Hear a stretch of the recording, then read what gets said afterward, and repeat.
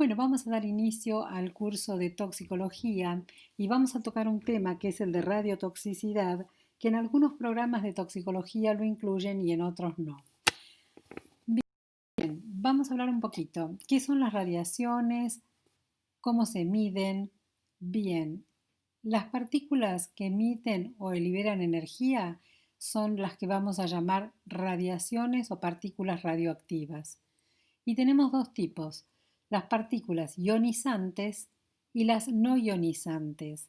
Las partículas ionizantes son aquellas que van a producir un síndrome agudo por radiación. Las no ionizantes son las que producen quemaduras como las radiaciones solares.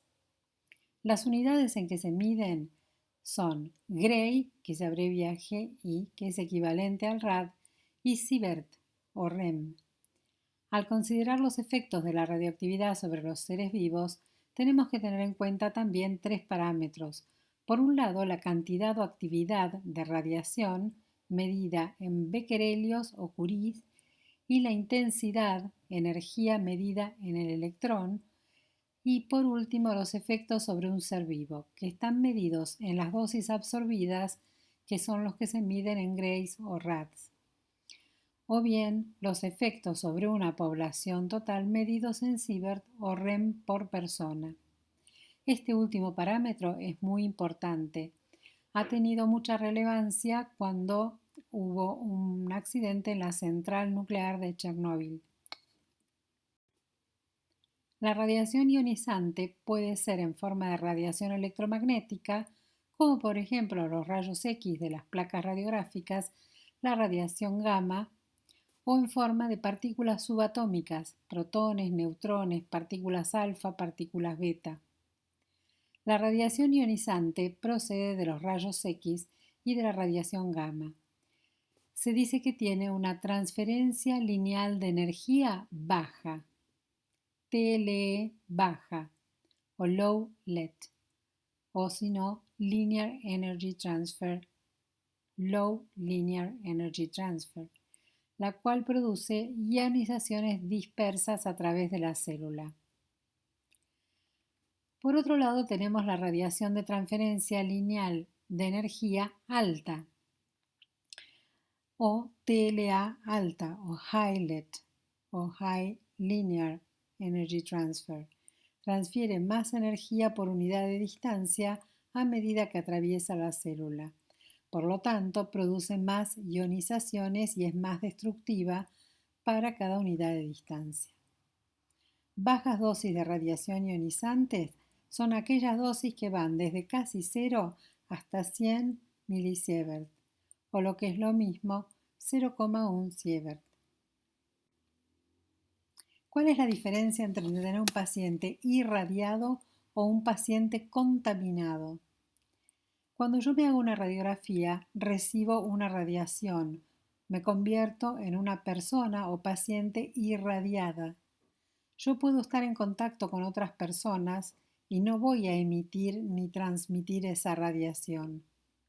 Por el contrario, los pacientes contaminados no pueden estar en contacto con otras personas, ya que pueden contaminar con la radiación que siguen emitiendo. Esto pasa, por ejemplo, con personas que han hecho tratamiento con yodo radioactivo, yodo 131 por hipertiroidismo. Allí el paciente tiene que ser aislado por 24 horas, no puede estar en contacto con nadie más. ¿Esto por qué ocurre? Ocurre porque cuando una persona está contaminada con una radiación o con una sustancia radioactiva, como es el caso del yodo 31, por ejemplo, puede seguir emitiendo y contaminando a otras personas. Por eso es que aislamos a los pacientes que se someten a tratamiento de hipertiroidismo con yodo 131. Lo mismo ocurre si alguien ha estado en contacto con una central nuclear y se contaminó con radioactividad, va a tener que estar aislado porque puede seguir emitiendo esa radioactividad y contaminar a los demás. También la radiación terapéutica oncológica, que por lo general es radiación gamma, las células con alta tasa de replicación, recambio o crecimiento son más sensibles a este tipo de radiación. Ese es un poco el fundamento, la base de por qué hacemos radioterapia en los pacientes oncológicos. También son susceptibles a la radiación las células del aparato reproductor, el aparato digestivo y la piel. Estos son los distintos tipos de radiaciones. Radiación alfa no causa mayores problemas, puede dañar la piel y la mucosa. Las beta son un poco más nocivas que las alfa, pero también se pueden bloquear fácilmente. Fíjense que las alfa no atraviesan papel, las beta sí lo atraviesan, pero no atraviesan aluminio. Ahora bien, las gamma, que son similares a los rayos X, necesitan ser bloqueadas por grandes barreras, en este caso barreras de plomo. Donde dice LED es una placa de plomo. Se usan para los tratamientos oncológicos con dosis menores y más focalizadas. Con respecto a los rayos X, dijimos que son similares a los rayos gamma y los rayos X podemos hacer un máximo de 5 placas radiográficas por año a cada persona. Esto rara vez se cumple y la finalidad de no hacer tomografías en exceso es porque una sola tomografía computada equivale a unas 40 placas radiográficas. Los rayos X son bloqueados por el plomo. Preventivamente se ponen delantales de plomo o se tapizan en plomo las habitaciones donde se toman las radiografías. Preferentemente no se toman radiografías a mujeres embarazadas, pero si hubiera que tomar una radiografía por alguna razón y la mujer no sabe si está embarazada o no, por ejemplo, se le pone un delantal de plomo. De todos modos, es una buena práctica usar el delantal de plomo, tanto en los pacientes como en la persona que toma la placa. Luego tenemos las partículas atómicas, por ejemplo los neutrones, que se usan en los reactores de las centrales nucleares. Y luego tenemos el Sol. El Sol tiene rayos ultravioletas y rayos infrarrojos. Causan quemaduras y causan cáncer de piel, como es el caso de los melanomas. Los celulares y otros dispositivos también emiten radiación, pero es una radiación menor. Las radiaciones ionizantes tienen las siguientes dosis. La dosis letal 50 está en el rango de 200 a 400 rem. Esto significa que las personas que reciben radiaciones ionizantes dentro de ese rango, 50% muere y 50% sobrevive. Por eso se llama dosis letal 50. 1000 rem, la muerte se produce en pocos días. 5000 rem, la muerte se produce dentro del lapso de una hora.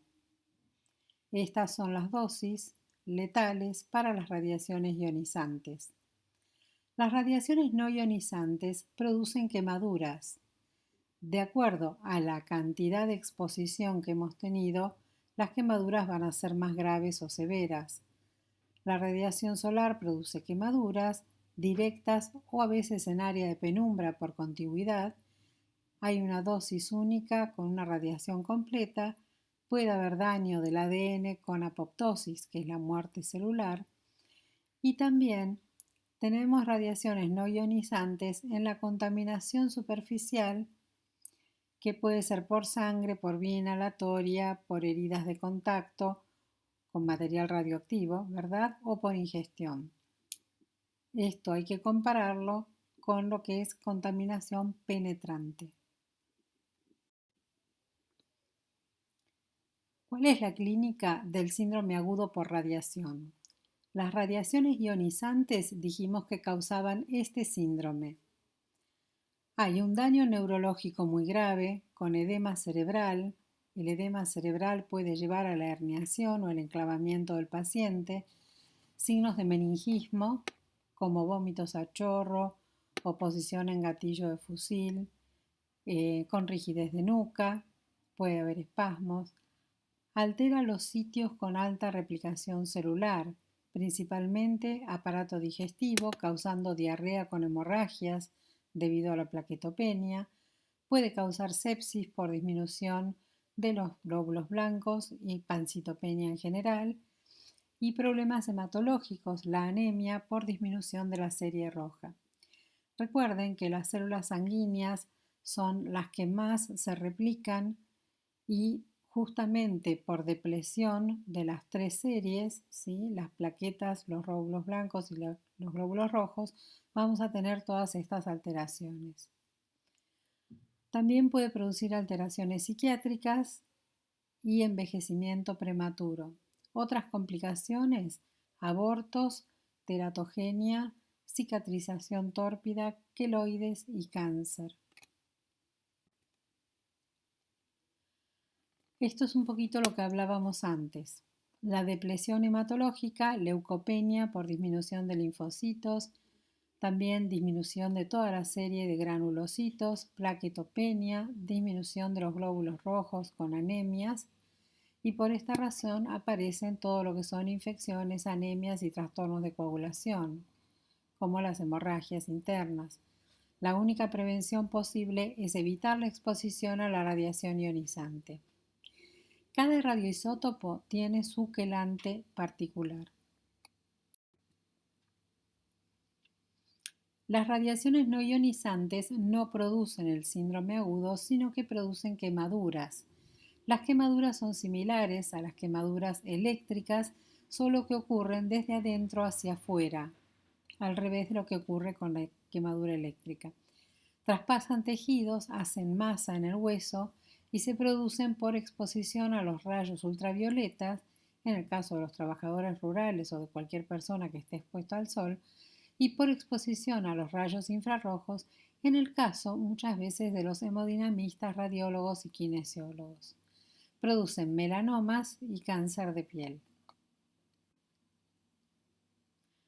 ¿Cuáles son las lesiones crónicas en la clínica del paciente? Las lesiones crónicas ionizantes, por ejemplo, en personas tratadas con yodo 131 por hipertiroidismo, el yodo se usa para destrucción de la glándula, se hace radioprotección secundaria con sales de potasio, que es yoduro de potasio, para evitar el hipotiroidismo. El hipotiroidismo crónico sería la lesión como consecuencia de este tratamiento con yodo 131. Y dentro de las no ionizantes hay enfermedades o lesiones ocupacionales bastante específicas.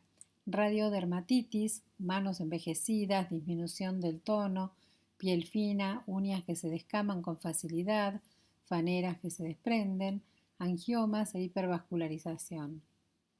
Las quemaduras, similares a las quemaduras eléctricas que ya mencionamos, conjuntivitis, daño en las mucosas, blefaroespasmo, queratitis, cataratas.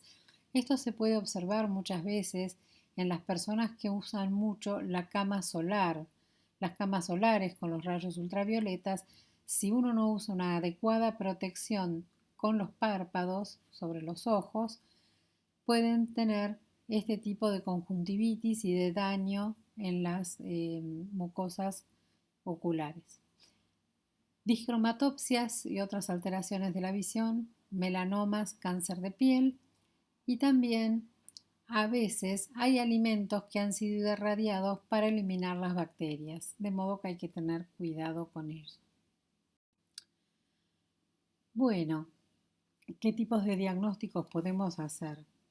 Una persona que ha sufrido una importante radiación, principalmente ionizante, vamos a ver que si le hacemos un hemograma, tiene una leucopenia muy grave, menor a 2000 glóbulos blancos, y la emesis, pacientes vomitando, son pacientes que ya tienen poco tiempo de vida. No sé si menos de una hora de vida, pero está alrededor de una hora de vida. Luego hay estudios que son realmente muy caros y muy rara vez se hacen, que son estudios de aberraciones cromosómicas, y resonancia del esmalte dental y spin de electrones. Rara vez van a ver que se hagan estos estudios, generalmente el diagnóstico es más bien clínico y de laboratorio. ¿Cuál es el tratamiento para los pacientes? Recuerden que la protección no solamente es para el paciente, sino también para el operador, principalmente en el caso de lo que son radiaciones ionizantes. Primero hay que hisopar al paciente y enviar a la entidad regulatoria nuclear, ¿sí? En este caso la Autoridad Regulatoria Nuclear en Argentina se llama ARN, para el análisis del hisopo. Después, esta entidad va a informar si hay partículas radioactivas. Y si hay partículas que son radioactivas o cancerígenas, hay que eliminarlas. Y luego hay que lavar todo. Se lava al paciente, se lo lava, se lo friega, se lo frota, se lo cepilla, se le quita toda la ropa y se elimina toda esa ropa y se lo mantiene aislado. Los operadores tienen que tener un traje de protección adecuado y evitar contacto y diseminación de partículas radioactivas. Bueno, a grandes rasgos, esto ha sido todo lo que tenemos que saber de lo que es la intoxicación por partículas radioactivas o por radioactividad o bueno, las quemaduras también que podemos sufrir. Muchas gracias.